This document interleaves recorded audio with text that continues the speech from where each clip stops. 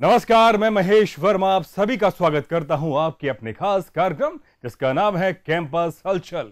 दोस्तों, कॉलेज की मस्ती और पढ़ाई का माहौल बहुत जरूरी है आपके ओवरऑल डेवलपमेंट और कॉन्फिडेंस के लिए, क्योंकि यही जोश और ऊर्जा आपको लेकर जाती है ऊंचाइयों पर। चलिए, किस कॉलेज में हुआ सेमिनार और कहां हुआ कल्चर इवेंट्स और कहां शुरू हुए एग्जाम्स और कब आएंगे रिजल्ट्स, इस सप्ताह हम लेकर आए हैं आपके लिए विभिन्न कॉलेज और कैंपस से जुड़ी तमाम जानकारियां और खबरें जो हम पहुंचाएंगे आपके लिए अभी। चलिए बात करते हैं राजधानी जयपुर और जयपुर से बाहर के कॉलेज की खबरों के बारे में।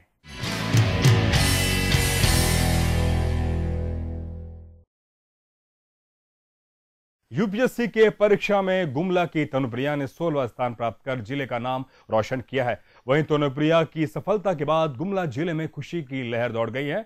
वहीं तनुप्रिया के अनुसार उससे पहले विश्वास था कि वह यूपीएससी की परीक्षा में सफलता जरूर हासिल करेगी। वहीं तनुप्रिया ने दूसरे प्रतिभागियों को कहा कि खुद पर विश्वास रखें और कहीं बाहर जाकर पढ़ाई करने के बजाय वे घर में ही पढ़ाई कर सफलता अर्जित करें। वहीं तनुप्रिया के पिता का कहना था कि वो बच्चों पर ज्यादा प्रेशर ना बढ़ाएं और बच्चों का जिस फील्ड में इंटरेस्ट है और उसी फील्ड में जाने में सहयोग करें, जिससे वो विशेष फील्ड के लिए बेहतर परिणाम साबित कर सके। यूपीएससी का एग्जाम जितना ही टफ है उतना ही अनप्रिडिक्टेबल है, तो इसलिए ये कहना कि बहुत अच्छा रैंक आ जाएगा ये तो इम्पॉसिबल सी बात है। हाँ, ये जरूर था मन में कि क्लियर हो जाएगा, लगता था कि क्लियर हो जाएगा, बट ये नहीं था कि इतनी अच्छी रैंक आएगी। मैंने बताया साइट पे फिर चेक करा तो तभी पता चला, बहुत खुश हुए थे, खुशी से तो आंखों में आंसू आ गए थे, लेकिन सच में बहुत बड़ी बात थी। ऐसा होता है ना, सपना होता है, ख्वाब होता है, किसी का जब ख्वाब पूरा हो जाता है उसको जो खुशी मिलती है वो ज़िंदगी की सबसे बड़ी खुशी होती है। और आज हम उसी खुशी को महसूस कर रहे हैं। बहुत दिनों से, बहुत बचपन से एक ख्वाब था, एक्चुअली मेरा ही नहीं, जो मेरे बड़े भाई हैं उनको हमसे ये उम्मीद थी, लेकिन मैं उस स्टेज से लौट आया, हम क्लिक नहीं कर पाए, लेकिन वो ख्वाब ख़त्म नहीं हुआ, वो चलता रहा और आज मेरी बेटी ने कर लिया। मेरा तो बहुत बड़ा सपना पूरा हो गया, मेरा ही नहीं, मेरे बड़े भाई का, मेरी फैमिली का जो भी था।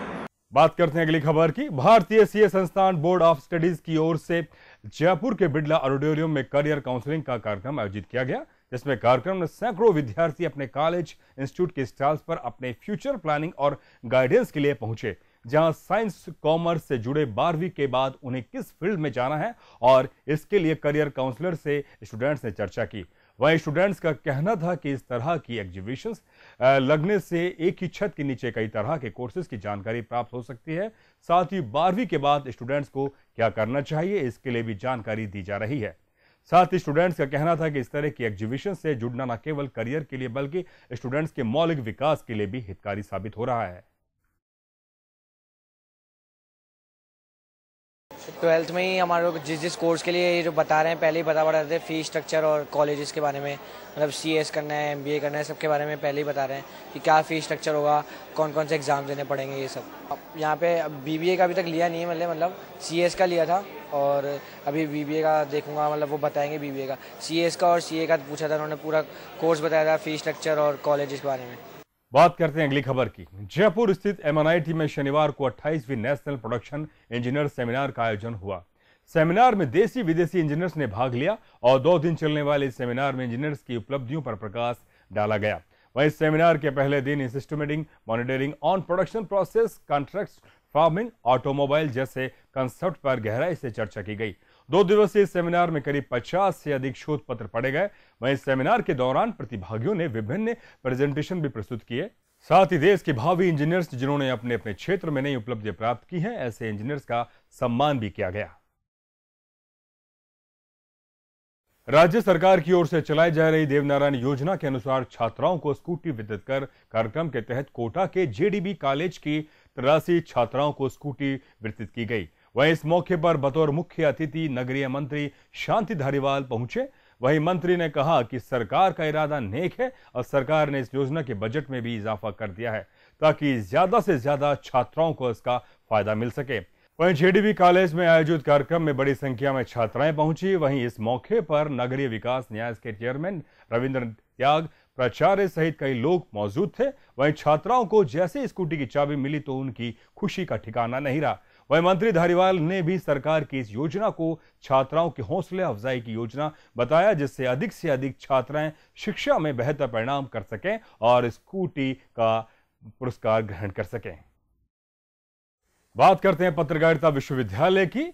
मुख्यमंत्री अशोक गहलोत ने मंगलवार को मुख्यमंत्री निवास पर हरदेव जोशी पत्रकारिता एवं जनसंचार विश्वविद्यालय जयपुर के प्रतीक चिन्ह लोगों का लोकार्पण किया। इस अवसर पर मुख्यमंत्री ने कहा कि इससे विश्वविद्यालय की स्थापना से नई पीढ़ी के पत्रकार, लेखकों, कलाकारों एवं साहित्यकारों में विशेष दक्षता पैदा करने के उद्देश्य से की गई है। उन्होंने विश्वास व्यक्त किया कि इस विश्वविद्यालय से निकलने वाले पत्रकार, साहित्यकार एवं लेखक अपने अपने क्षेत्र में दक्षता हासिल कर इस विश्वविद्यालय एवं प्रदेश की प्रतिष्ठा में वृद्धि करेंगे। उन्होंने कहा कि पत्रकार, लेखक एवं साहित्यकार अपनी लेखनी से समाज को एक नई दिशा देने का काम करते हैं। आवश्यकता इस बात की है कि विश्वविद्यालय ऐसी प्रतिभाओं को आधिकारिक प्रोत्साहित करें और उनकी क्षमता को बढ़ाएं। वहीं इस प्रतीक चिन्ह में नीली पट्टियों के मध्य ऊपर की ओर पतली होती धारियां संपूर्ण विश्व को संचार माध्यमों के उत्पादन के माध्यम से एक सूत्र में बांधने के मानवीय प्रयासों को परिलक्षित करती दिखाई दे रही है। एक ग्लोब के रूप में अपनी धुरी पर घूमती पृथ्वी पत्रकारिता और जनसंचार विश्वविद्यालय की सार्वभौमिक पहुंच, सीमाओं और दृष्टिकोण को दर्शाती है।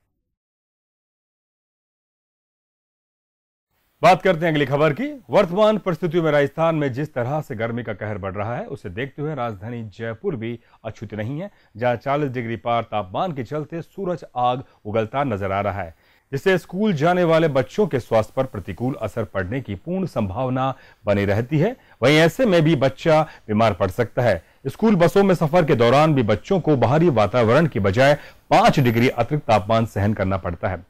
बढ़ती गर्मी से बेहाल हुए बच्चों के लिए पेरेंट्स वेलफेयर सोसाइटी के संयोजक दिनेश कांवट ने सोमवार को जयपुर जिला कलेक्टर को ज्ञापन सौंपते हुए गर्मी के चलते स्कूल टाइमिंग चेंज करने का अनुरोध किया। जिला कलेक्टर से हुई बातचीत में दिनेश कांवट ने बताया कि जिला कलेक्टर ने इस मामले पर जल्द कार्रवाई करने का आश्वासन दिया है। निजी स्कूलों और सरकारी स्कूलों में जो विद्यार्थी पढ़ने जाते हैं उनकी स्थिति और भी ज़्यादा विचारणीय है, क्योंकि बसों के अंदर तापमान जो बाहर तापमान रहता है उससे भी 5 डिग्री ज़्यादा रहता है। तो हमने कलेक्टर साहब से मांग की है कि नौनिहालों के स्वास्थ्य को ध्यान में रखते हुए वो स्कूलों का समय जो छुट्टी का है वो कम करें और सुबह जल्दी स्कूल प्रारंभ हो जाए, ताकि उनकी पढ़ाई भी बाधित नहीं हो। और कलेक्टर साहब ने पहले भी संवेदनशीलता दिखाते हुए इस बारे में अभिभावकों और बच्चों के पक्ष में निर्णय किया है। तो उन्होंने हमें आश्वासन दिया है कि वो आज मौसम विभाग के अधिकारियों से और शिक्षा विभाग के अधिकारियों से मालूम करके और शाम तक निश्चित रूप से कोई सकारात्मक निर्णय। चलिए बढ़ते हैं अगली खबर की ओर। राजस्थान माध्यमिक शिक्षा बोर्ड की सीनियर सेकेंडरी वाणिज्य वर्ग के परीक्षा परिणाम में लड़कियों ने परचम लहराया है। लड़कियों ने आगे रहते हुए ये सिद्ध कर दिया कि वो किसी भी क्षेत्र में लड़कों से कम नहीं है। कॉमर्स मेरिट में जयपुर की पारुल गहलोत 94.60% अंकों से साथ टॉप किया, तो वहीं नागौर के मुकेश जांगिड़ ने भी इतने ही अंकों के साथ मेरिट टॉप किया है। वहीं कॉमर्स में टॉप मेरिट पर 2 स्टूडेंट्स रहे। वहीं रतनगढ़ चूरू की तृप्ता शर्मा और कविता चौधरी ने दूसरा, तीसरा स्थान प्राप्त किया है। वहीं शिक्षा मंत्री ब्रजकिशोर शर्मा ने शिक्षा संकुल में बटन दबाकर रिजल्ट जारी। वहीं बोर्ड सचिव MR शर्मा ने बताया कि ये परिणाम बोर्ड की वेबसाइट पर उपलब्ध रहेंगे। वहीं सीनियर सेकेंडरी वाणिज्य परीक्षा 2013 की अंक तालिकाओं की प्रतिलिपि बोर्ड के संभाग मुख्यालय पर स्थित विद्यार्थी सेवा केंद्रों से बुधवार से प्राप्त की गई। वहीं शिक्षा मंत्री ब्रजकिशोर शर्मा ने कहा कि पिछली बार की तुलना में इस बार परिणाम में सुधार हुआ है और लगभग 4% तक रिजल्ट ज्यादा रहा है। सुबह स्टडी करी। सुबह शेड्यूल था 6 से 8 बजे मैं सुबह पढ़ाई करती थी और स्कूल आने के बाद, ट्यूशन से आने के बाद 7 से 11:30 बजे तक मैं कंटिन्यू पढ़ाई करती थी। उसके बाद ज़्यादा लेट नाइट पढ़ाई करना मेरे को अच्छा नहीं लगता, ना मेरे से कभी लेट नाइट पढ़ाई होती है। मैं जल्दी सो जाती हूँ, जल्दी उठ जाती हूँ और बस उस बीच में जो भी पढ़ाई करी है कंसंट्रेशन से करी है। बस सबसे पहले टीचर्स, फिर मेरे पेरेंट्स, मेरी पूरी फैमिली को मैं सफलता का श्रेय दूँगी। सीनियर सेकेंडरी 12th का हमने रिजल्ट निकाला है और मुझे खुशी इस बात की है कि पिछले साल के मुकाबले में 3.71% पिछले साल के मुकाबले में रिजल्ट अच्छा रहा है। उसमें जो फर्स्ट मेरिट आई है दो लोगों को गई है, क्योंकि दोनों के एक ही नंबर हैं।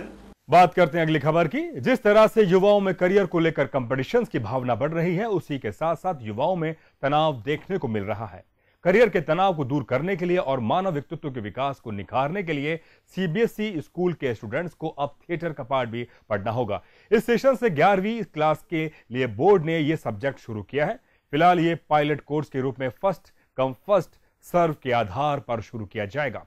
थिएटर स्टडीज का पेपर 100 अंकों का होगा, जिसमें 70 अंक थ्योरी और 30 अंक केस स्टडी, बेस्ट प्रोजेक्ट और बाय के होंगे। वहीं सीबीएसई का मानना है कि थिएटर के प्रति स्टूडेंट्स के चढ़ते क्रेज को देखते हुए यह कोर्स इंट्रोड्यूस किया गया है। थिएटर में करियर बनाने का प्लान करने वाले स्टूडेंट्स के लिए यह मददगार साबित होगा। इस संबंध में बोर्ड ने स्कूलों को सर्कुलर जारी किया है। वहीं इसमें ड्रामेटिक परफॉर्मेंस और style theatre, architecture, history of Indian theatre, Indians folk एवं street play, applications of theatre academic जैसे टॉपिक्स होंगे। वहीं 12वीं में acting, directing, production, design, management जैसे टॉपिक्स भी जोड़े जाएंगे।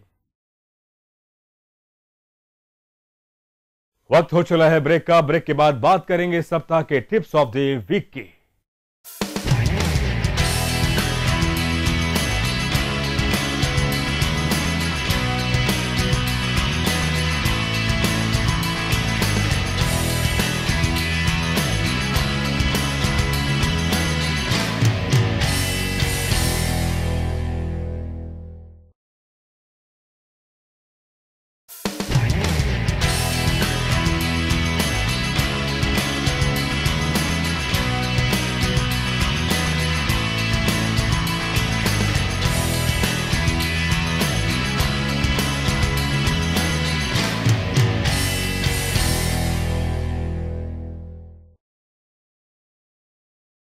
ब्रेक के बाद आपका एक बार फिर स्वागत है आपके अपने खास कार्यक्रम कैंपस हलचल में।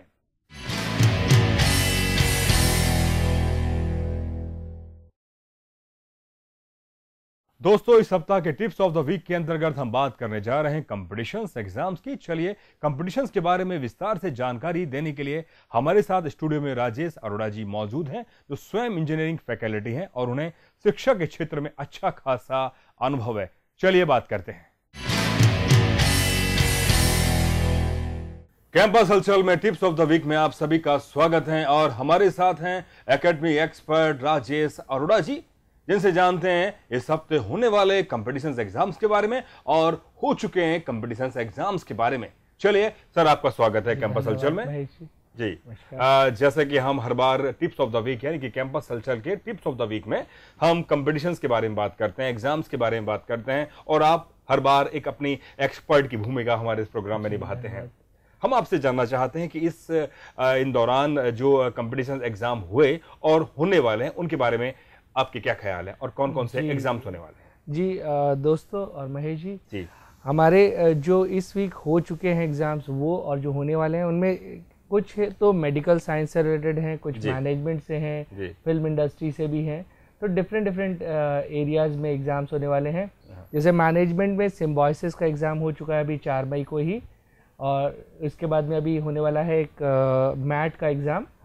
और मैट का पेपर वर्जन तो हो चुका है, मतलब पेपर पे जो लिख के करते हैं, जो आपका traditional way of taking exam है, वो हो चुका है अभी। और अभी इसका जो कंप्यूटर बेस्ड है वो 11 मई को होने वाला है, इसी रविवार को। इसके अलावा एम्स का मेडिकल साइंस का जो सबसे बड़ा एग्जाम माना जाता है वो अभी होने वाला है नेक्स्ट जून में। इसके अलावा फिल्म के कुछ एग्जाम्स हैं, FTI है, और इसके बाद में इसका है टाटा का होने वाला है, सोशल साइंसेस के। तो कुछ एग्जाम्स होने वाले हैं जिनके बारे में अपन थोड़ी सी बात करते हैं। हाँ, बताइए कि कौन कौन से एग्जाम हो चुके हैं और विस्तार से आप बताइए। जी, सिम्बॉयसिस का एक अंडर ग्रेजुएट प्रोग्राम अभी 4 मई को ही हुआ है, जिसमें कि BBA plus law, BA plus law, BCom plus law, मतलब ग्रेजुएशन प्लस लॉ, ये आपकी डिग्री है। उसके अलावा BTech के हैं, BCA के एग्जाम्स हुए हैं और इनमें 19 इंस्टीट्यूट्स के लिए एग्जाम्स हुए हैं। इसके अलावा अभी जो मैट का हो चुका है, जो पेपर बेस्ड एग्ज़ाम है, अभी 5 मई को वो हो चुका है। इसके अलावा इनका जो कंप्यूटर बेस्ड है वो 11 मई को होने वाला है एग्ज़ाम, और इसमें करीब 412 सेंटर्स हैं। और इस बार 2 इंटरनेशनल मतलब फॉरेन के लिए आप 20 को, मतलब कि आपका सिलेक्शन हो सकता नहीं, है। मतलब हाँ राइट, हाँ। कि इसके स्कोर के बेस पे जो फॉरेन की 2 इंस्टीट्यूट्स हैं वो भी 20 स्कूल्स हैं वो भी एडमिशन देंगे स्टूडेंट्स जी को। राजेश जी, हम आपसे जानना चाहते हैं कि सिम्बोसिस में सीटें कितनी हैं? जी, सिम्बोसिस में 1650 सीटें हैं हाँ जी। डिफरेंट कोर्सेज में, और जी। लगभग 70,000 से इसमें स्टूडेंट्स बैठे थे। हाँ। और ये इंजीनियरिंग में, बीटेक में, लॉ में, जिसकी अलग अलग एलिजिबिलिटी क्राइटेरिया था, जैसे 45% था बीबीए वगैरह में, लॉ वगैरह में, बहुत और बढ़िया। 60% था बीटेक के कोर्सेज में जी। और इनका जो एग्ज़ाम्स के भी अलग अलग पैटर्न्स थे, जैसे कि जो नॉर्मल एमबीए और बीबीए के लिए थे लगभग 150 प्रश्न थे, 5 अलग अलग सब्जेक्ट्स पर आधारित थे ये, जैसे रीजनिंग है और मेंटल एबिलिटी है, इन पर था। और जो इंजीनियरिंग और मेडिकल के हैं उसके लिए इसमें जो सब्जेक्ट्स हैं फिजिक्स, मैथ्स और केमिस्ट्री, और उसमें बायो है। अच्छा जी। जो तो मेडिकल के लिए है। तो दर्शकों, जैसा कि राजेश ने बताया सिम्बोसिस के बारे में, चलिए उनसे जानते हैं मैट एग्जाम के बारे में कि किस तरह का ये एग्जाम है और कब होने वाला है। जी महेश जी, ये मैट का एग्ज़ाम अभी जो पेपर बेस्ड है वो तो 4 मई को हो चुका है, 5 मई को हो चुका है, और 11 मई को कंप्यूटर बेस्ड एग्ज़ाम होने वाला है, जिसके लिए कि 412 सेंटर्स पर 412 इंस्टीट्यूट्स में इसके बेस पे मिलेगा, नेशनल जो 20 स्कूल्स हैं, और इस बार 2 फॉरेन 20 स्कूल्स भी इसके जो मार्क्स को वेटेज देगी और अपने यहाँ एडमिशन दाखिला करेगी। जी। और इसमें लगभग 1 लाख स्टूडेंट्स ने अप्लाई करा है इस 412 सेंटर्स के लिए। जी। और बेसिकली ये एग्ज़ाम कॉमन बेसिकली मैनेजमेंट के जितने भी इंस्टीट्यूट्स हैं जो कि अपना इंडिपेंडेंट एग्ज़ाम्स कंडक्ट नहीं कराना चाहते या ऑल ओवर रैंकिंग से वो स्टूडेंट्स को लेना चाहते हैं, उनके लिए मैनेजमेंट एप्टीट्यूड टेस्ट है, मतलब उनके लिए जो मैनेजमेंट का कोर्स करना चाहते हैं, और इस तरह का जो एग्ज़ाम है, इससे एग्ज़ाम के बाद में जो रैंकिंग बनती है। जी। मतलब जो स्टूडेंट्स बेसिकली क्या है, एक इंस्टीट्यूट्स रहते हैं अपनी खुद की ही एंट्रेंस एग्जाम्स लेकर स्टूडेंट्स को दाखिला देते हैं जी। और कुछ इंस्टीट्यूट्स होते हैं जो ऑल ओवर इंडिया लेवल के स्टूडेंट्स को कॉमन रैंकिंग के बेस पर अपने इंस्टीट्यूट्स में एडमिशन देते हैं। तो मैट उन्हीं के लिए है, जो मैनेजमेंट एप्टीट्यूड टेस्ट है, बेसिकली मैट इज़ और इसके लिए जो एक कॉमन एग्ज़ाम कंडक्ट कराया जा रहा है, ये साल में 4 बार होता है। फरवरी में है, मई में है, सितंबर और दिसंबर में। ये यानी कि हम दर्शकों से कहना चाहते हैं कि आपका मई का, फरवरी का अगर चांस छूट गया तो कोई बात नहीं, आप सितंबर में और दिसंबर में जी आप दे सकते हैं। जी चलिए, जैसे कि राइट, इसमें भी वही है। नॉर्मली स्टूडेंट्स को ये ध्यान रखना है कि वो अपने रीजनिंग पार्ट और रीडिंग कॉम्प्रिहेंसिव पर बहुत करें, क्योंकि एनालिटिकल जो भी है, एनालिटिकल पार्ट है, और अपनी जनरल नॉलेज को इम्प्रूव करें। नेशनल और बिजनेस लेवल की जो भी मतलब नॉलेज है, क्वालिटीज है, उसको रेगुलर अपडेट करते रहें। जी। चलिए, जैसे कि आपने मैट के बारे में बताया, हम जानना चाहते हैं इसके अलावा और कौन से एग्जाम्स हैं? जी, मेडिकल का जो सबसे रेपुटेड, सबसे बड़ा एग्जाम्स है एम्स का, all India institute of medical science का, ये 1 जून 2013 को होने वाला है। और ये 7 सेंटर्स के लिए है, मतलब देश के 7 जो मेडिकल साइंस के बड़े इंस्टीट्यूट्स हैं, दिल्ली, भोपाल, रायपुर, जोधपुर, रायपुर, ऋषिपुर और पटना वगैरह के लिए इसमें एडमिशन मिलेगा। जी। और लगभग ये बहुत ही टफ एग्ज़ाम है, क्योंकि इसमें लगभग 1,20,000 स्टूडेंट्स ने अप्लाई करा है। और सीट सिर्फ इसमें लगभग 372 सीटें, जो कि 0.31% कैलकुलेट होता है। अर्थात जी, इसका मतलब है कि 1,000 स्टूडेंट जो अप्लाई कर रहे हैं उनमें सिर्फ 3 स्टूडेंट्स को ही इसमें एडमिशन मिलेगा। 0.31% है। तो इसलिए स्टूडेंट्स आप बहुत ही इसमें अच्छे से मेहनत करिए, क्योंकि अगर एक बार आपका ऑल इंडिया मेडिकल इंस्टीट्यूट में एडमिशन हो जाता है तो आप मेडिकल साइंस में बहुत आगे तक जाने की आपकी संभावनाएं बनती हैं। बहुत बढ़िया। और इसके अलावा आप बताएं कि आपने एम्स के बारे में बताया, मेडिकल के बारे में जी, इसके अलावा और कौन कौन से एग्जाम्स हैं? इससे हट के जो लोग ट्रेडिशनल पढ़ाई में ज़्यादा इंटरेस्ट नहीं रखते, जिनका कि आर्ट और मतलब इस तरह में नेचुरल साइंस में या आर्ट, कल्चर एंड लिटरेचर में जी इंटरेस्ट है, उनके लिए एक बहुत ही अच्छी अपॉर्चुनिटी है FTII। Okay, it is a film and television institute of India, एक एग्ज़ाम कंडक्ट करा रहा है। और इसकी तारीख है 19 मई 2013 को एग्ज़ाम होने वाला है। 19 मई 2013 को ये एग्ज़ाम होने वाला है। 132 सीटें इसमें हैं इस कोर्स में और लगभग 4000 एप्लीकेंट्स इसमें अप्लाई कर रहे हैं।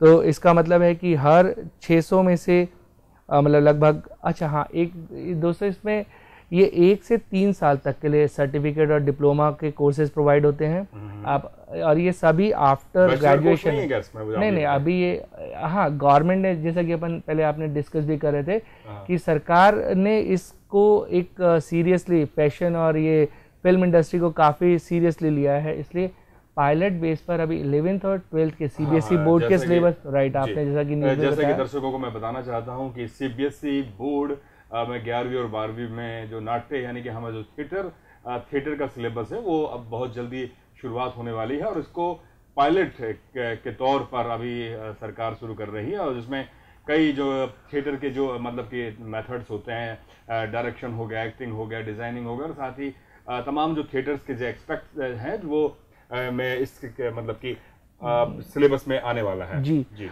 और इसमें अलग अलग कैटेगरीज के लिए एडमिशन्स हैं, मतलब जो सीटें हैं, अगर कोई साउंड से रिलेटेड, साउंड डिज़ाइन या साउंड में करना चाहता है तो उसमें 12वीं में उसके पास फिजिक्स होना कंपलसरी है।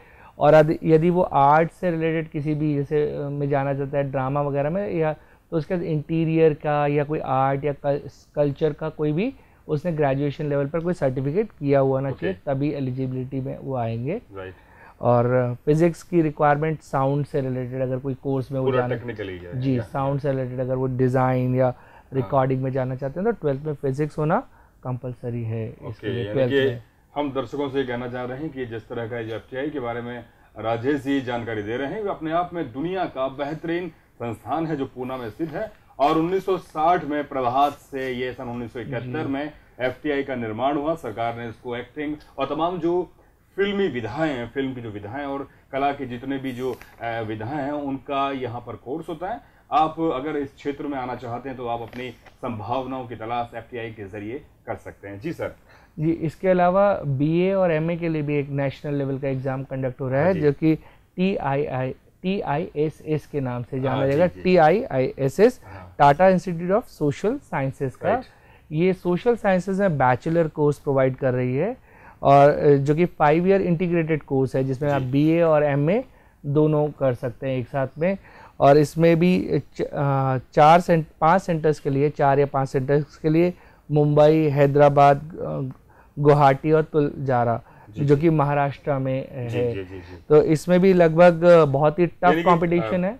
इसके लिए लगभग 180 सीटें हैं कोर्स में और 15,000 एप्लीकेंट हैं, तो लगभग 1.2%। ओवरऑल हम दर्शकों से कहना चाहें कि जिस तरह का TISS जो ये एग्जाम है अपने आप में सोशल वेलफेयर यानी कि सोशल डेवलपमेंट, समाज सेवा को का उत्थान करने के लिए ये पूरा कोर्स है। और आप अगर आपकी इसमें देश सेवा में या समाज के उत्थान में अगर आपकी रुचि है तो आप इस कोर्स को कर एक अच्छी भागीदारी निभा सकते हैं। क्योंकि ये भी काफ़ी टफ है, क्योंकि अगर आप 500 में से सिर्फ 6 जनों को ही एडमिशन मिलेगा तो इतना, लेकिन ये है कि अगर आप आर्ट्स और मतलब BA और MA अगर आप अपने कोर्स सेलेक्ट करते हैं तो एक बहुत अच्छी अपॉर्चुनिटी है नेशनल लेवल पर। बहुत बढ़िया। जैसा कि राजेश जी आप हर बार हमें एक अच्छी संभावनाओं की तलाश करवाते हैं, तो आपका शुक्रिया कैंपस हलचल के टिप्स ऑफ द वीक में आने के लिए।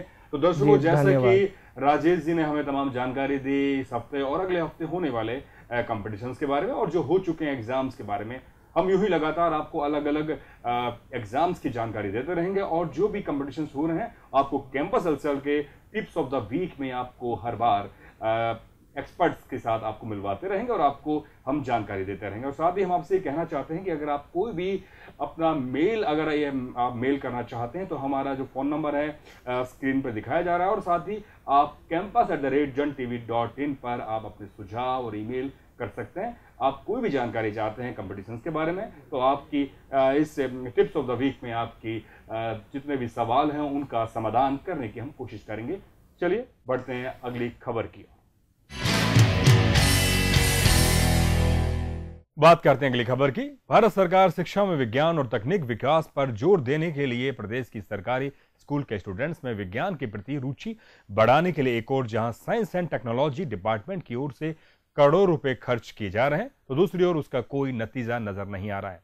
वहीं दरअसल डिपार्टमेंट की ओर से राजस्थान यूनिवर्सिटी के centre for development of physics education में इस उद्देश्य से इंस्पायर कैंप लगाया गया, लेकिन स्टूडेंट्स का इसमें जरा भी रुझान नहीं देखा गया।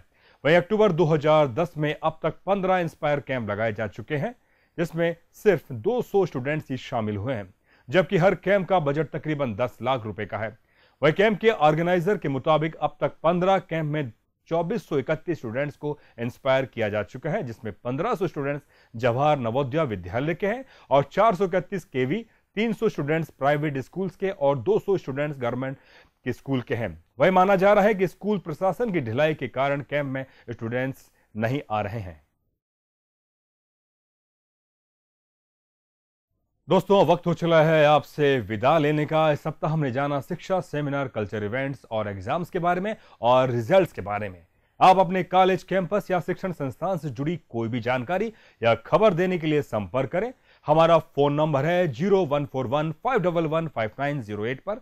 हमारा फैक्स नंबर है 0141-277-0335 पर। आप ईमेल करके भी हमसे संपर्क कर सकते हैं। हमारा ईमेल एड्रेस है campus@jantv.in। तो दोस्तों, अगले सप्ताह फिर मिलेंगे कॉलेज, कैंपस और यूनिवर्सिटी से जुड़ी जानकारियां और खबरों के साथ। तब तक के लिए महेश वर्मा को दीजिए इजाजत। शुक्रिया।